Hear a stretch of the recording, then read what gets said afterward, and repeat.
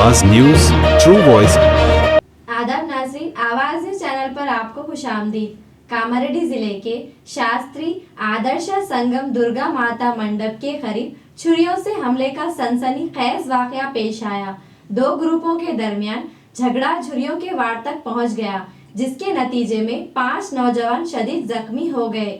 जख्मियों में राहुल मणिराज, मणिकांतम, किरण और बालाजी शामिल हैं, जिन्हें फौरी तौर पर कामारेड्डी सरकारी अस्पताल मुंतकिल किया गया। पुलिस ने मौके पर पहुंचकर हालात पर काबू पाया, मुकदमा दर्ज करके तहकीकात शुरू कर दी है। वाक़ये से इलाके में कशीदगी फैल गई है।